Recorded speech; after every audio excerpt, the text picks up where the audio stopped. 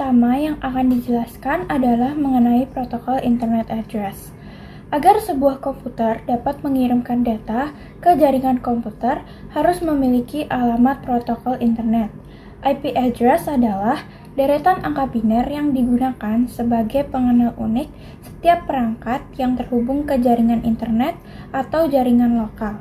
Terdapat dua versi IP address yang umum digunakan, yaitu ada IP version 4 dan IP version 6, di mana IP version 4 ini formatnya menggunakan 32 bit dan lebih sederhana serta masih umum digunakan. Sedangkan IP version 6 menggunakan format 128 bit dan menawarkan lebih banyak alamat dan fitur modern mendukung pertumbuhan perangkat internet di masa depan. Selanjutnya, pengalokasian IP. Artinya, proses pemberian alamat IP unik kepada perangkat di jaringan agar dapat berkomunikasi dan untuk menghindari konflik alamat dan memastikan komunikasi jaringan berjalan lancar. Terdapat 3 metode dari pengalokasian IP. Yang pertama adalah statis, yaitu manual dan tidak berubah, contohnya server, router, dan perangkat jaringan penting. Yang kedua adalah dinamis, yaitu otomatis diberikan oleh DHCP server, contohnya seperti laptop dan smartphone. Dan yang ketiga semi-statis, yaitu alamat IP tetap diberikan secara otomatis berdasarkan MAC address perangkat. Nah, mengapa pengalokasian itu penting? Karena yang pertama, dengan melakukan pengalokasian itu menjadikan perangkat menjadi lebih efisien, yaitu mengurangi pemborosan IP. Yang kedua, kemacetan, lalu lintas dari jaringan lebih terkontrol, dan yang ketiga, keamanannya dapat membatasi akses antar jaringan. Selanjutnya, struktur IP. IP ini terbagi menjadi dua bagian, yaitu subnet dan host. Subnet merupakan bagian dari jaringan IP yang lebih kecil yang dibuat dengan membagi satu jaringan besar. Sedangkan host artinya bit-bit lainnya di bagian akhir yang merupakan alamat perangkat di sebuah subnet. Pada contoh, subnet ditandai dengan warna kuning dan host dengan warna hijau. Per 24 menunjukkan 24 bit pertama digunakan untuk identifikasi jaringan atau subnet dan 8 bit terakhir digunakan untuk host, yaitu perangkat yang terhubung ke jaringan. Baik, di sini dengan saya M. Fauzan Bintang Perdana dengan 3 digit NIM terakhir saya 233. Di sini saya akan menjelaskan materi tentang Dynamic Host Configuration Protocol atau bisa disebut dengan DHCP. Langsung saja. Yang pertama di sini ada pengertian DHCP. DHCP atau Dynamic Host Configuration Protocol adalah protokol jaringan yang digunakan untuk secara otomatis memberikan alamat IP dan informasi konfigurasi lainnya kepada perangkat yang terhubung ke jaringan, seperti komputer, printer, atau perangkat lainnya. Tujuan utama DHCP adalah untuk menghindari pengaturan manual alamat IP dan informasi jaringan pada setiap perangkat, sehingga menghemat waktu dan mengurangi kemungkinan kesalahan konfigurasi. Baik, selanjutnya ada informasi yang diberikan oleh DHCP. Yang pertama, ada alamat IP. Alamat IP adalah alamat unik yang digunakan oleh perangkat di jaringan untuk berkomunikasi. Yang kedua, ada gateway default. Gateway default bisa disebut alamat IP dari perangkat yang digunakan sebagai penghubung ke jaringan lain seperti internet. Yang ketiga, ada subnet mask. Digunakan untuk menentukan bagian mana dari alamat IP yang mengidentifikasi jaringan dan bagian mana yang mengidentifikasi perangkat atau host. Yang keempat, ada DNS atau Domain Name System. DNS adalah alamat server DNS yang digunakan untuk memetakan nama domain, seperti contoh www.example.com. ke alamat IP yang sebenarnya. Dan yang terakhir ada lease time. Lease time adalah waktu sewa untuk alamat IP yang diberikan kepada perangkat. Setelah waktu sewa habis, perangkat harus memperbarui alamat IP-nya. Cukup sekian dari saya, terima kasih. Oke, sebelumnya Assalamualaikum warahmatullahi wabarakatuh. Perkenalkan, nama saya Lindra Pramono. Jadi di sini saya izin melanjutkan presentasi pada bagian DHCP. Jadi di sini saya akan menjelaskan bagaimana proses kerja dari DHCP.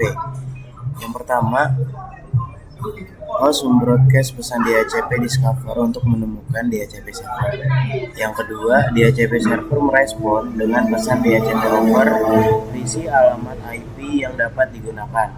Yang ketiga, mengonfirmasi alamat IP tersebut dengan mengirimkan pesan DHCP request. Yang keempat, DHCP server merespon dengan pesan DHCP ACK untuk mengonfirmasi. Berikutnya saya akan menampilkan sebuah contoh skenario-nya, mungkin bisa dilihat ya.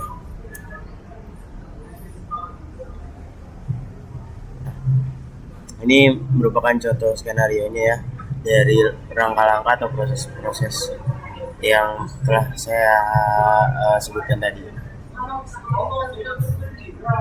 Ya mungkin segitu saja yang bisa saya sampaikan. Selanjutnya akan disampaikan oleh teman saya.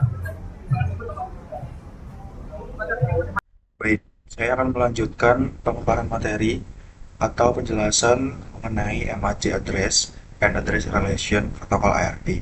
Sebelumnya, saya Rahmadi Agnesya Putra dengan NIM 2405 1214243 akan melanjutkan penjelasan mengenai MAC Address. Pengertian dari MAC Address, apa sih yang dimaksud dari MAC Address itu? MAC Address atau Media Access Control Address adalah sebuah alamat jaringan yang diimplementasikan pada lapisan data link dalam 7 lapisan model objek, yang dimana akan merepresentasikan sebuah node tertentu dalam jaringan. Nah, dalam sebuah jaringan berbasis Ethernet, MAC Address merupakan alamat yang unik yang memiliki panjang 48 bit atau 6 byte yang mengidentifikasikan sebuah komputer interface dalam sebuah router atau node lainnya dalam jaringan. MAC address ini juga disebut sebagai Ethernet address atau physical address dan juga bisa disebut dengan hardware address. Selanjutnya, fungsi dari MAC address sendiri yaitu berfungsi untuk mengidentifikasi perangkat keras alphanumerik guna untuk perangkat yang terhubung ke internet. Dengan kata lain, fungsi MAC address ini adalah untuk mengetahui identitas perangkat yang sedang digunakan. Kemudian jenis-jenis dari MAC address. Nah, di sini yang pertama ada Carrier Sense Multiple Access with Collision Detection atau CSMA atau CD. Nah, di sini metode ini digunakan di dalam jaringan Ethernet half duplex atau jaringan Ethernet full duplex yang menggunakan switched media ketimbang menggunakan charged media, sehingga tidak membutuhkan metode ini. Kemudian yang kedua di sini ada Carrier Sense Multiple Access with Collision Avoidance atau CSMA atau CA. Nah, metode ini digunakan di dalam jaringan dengan teknologi AppleTalk dan beberapa bentuk jaringan nirkabel atau wireless network seperti halnya IEEE 802.11a dan juga IEEE 802.11b serta IEEE 802.11g. Nah, itu merupakan contohnya, merupakan contoh dari metode Carrier Sense Multiple Access with Collision Avoidance atau bisa disebut dengan CSMA atau CA. Dan yang ketiga itu ada token passing. Nah, yang dimana metode ini digunakan di dalam jaringan dengan teknologi token ring dan fiber distributed data interface atau FDDI. Dan yang keempat ada demand priority yang dimana digunakan di dalam jaringan dengan teknologi 100 FG atau anyLAN dan didefinisikan dalam standar IEEE 802.12. Nah, itu merupakan penjelasan dari jenis-jenis MAC address sendiri. Selanjutnya, mengenai sifat. Jadi, selain alamat IP, setiap network interface controller atau NIC pada komputer memiliki alamat MAC. Dan yang kedua, data diantarkan data dari satu komputer ke komputer lainnya dalam jaringan LAN atau LAN berdasarkan alamat MAC tersebut. Selanjutnya, setiap komputer menyimpan alamat MAC komputer lain yang terhubung dalam jaringan yang sama. Dan yang terakhir yaitu setiap NIC memiliki alamat MAC yang berbeda. Itu merupakan sifat dari MAC address. Selanjutnya mengenai format alamat MAC. Nah, di sini berbeda dengan alamat IP. Alamat MAC memiliki format XXX, XXX, T2, XXX, T2 dan seterusnya. Dengan X adalah simbol bilangan heksadesimal, yaitu heksadesimal ini merupakan antara 0 hingga F. Nah, misalnya dari 45, T206, T212, T200, 2EF, T239 itu merupakan contohnya. Dan yang kedua adalah panjang alamat MAC adalah 6 bytes atau 48 bits. Kemudian di sini ada alamat MAC ini harus unik, ya tidak berganda di dalam sebuah jaringan, namun dimungkinkan alamat MAC yang sama digunakan jaringan yang berbeda.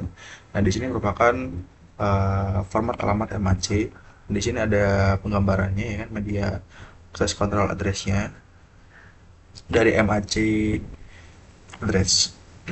Kemudian yang selanjutnya, MAC address terdiri dari 12 digit bilangan heksadesimal, yaitu 0 sampai dengan F yang telah disebutkan dari penjelasan sebelumnya. 6 digit pertama pada MAC address biasanya menandai pabrik pembuat kartu jaringan atau NIC. Nah, 12 digit tersebut dikelompokkan menjadi 6. Nah, masing-masing dari 6 itu 2 digit dan setiap kelompoknya dipisahkan dengan tanda bagi atau titik 2 atau tanda kurang atau minus. Nah, di sini ada tabel nama vendor dan alamat MAC-nya, yaitu di sini ada Cisco System dengan alamat MAC 0000C dan ada Cabletron System, ada International Business Machine Corporation, ada Giga Coin Corporation, ada GFG Corporation, ada Apple Computer, ada Hewlett Packard Company, dan di sini ada alamat MAC di setiap nama vendornya. Dan kemudian di sebelahnya ini ada kode vendor dan serial number-nya. Ya, di sini ada kode vendor yaitu 00.2C0.2A8. Nah, ini merupakan kode vendornya, dan di sebelahnya ini merupakan serial number-nya dari MAC, yaitu 4C.222.23A. Ya, dengan ini merupakan jenis pixel, dan ini merupakan ID-nya. Nah, ini merupakan dari format alamat MAC address. Kemudian penjelasan materi akan dilanjutkan oleh rekan saya. Address Resolution Protocol atau ARP. ARP adalah protokol jaringan yang digunakan untuk menemukan alamat MAC, yaitu Media Access Control, dari suatu perangkat berdasarkan alamat IP-nya dalam jaringan lokal atau LAN. Fungsi ARP: 1. Memungkinkan komunikasi dalam jaringan lokal. 2. Mengurangi latensi dengan menyimpan informasi IP MAC dalam change. 3. Membantu router dalam mengarahkan paket data ke tujuan yang benar. Berikut ada jenis-jenis ARP. Yang pertama, normal ARP, yaitu digunakan untuk menemukan alamat MAC berdasarkan alamat IP dalam jaringan lokal. Yang kedua, reverse ARP atau RARP, yaitu digunakan untuk menemukan alamat IP berdasarkan alamat MAC. Yang ketiga, proxy ARP, yaitu digunakan oleh router untuk menjawab permintaan ARP atas nama perangkat lain di jaringan berbeda. Yang keempat, TOITOS ARP atau GARP, yaitu digunakan oleh perangkat untuk mengumumkan alamat MAC-nya sendiri atau mendeteksi konflik IP. Cara kerja ARP. Yang pertama, permintaan ARP atau ARP request. Ketika sebuah perangkat ingin berkomunikasi dengan perangkat lain dalam jaringan, tetapi hanya memiliki alamat IP, perangkat tersebut mengirimkan permintaan ARP ke seluruh jaringan atau broadcast.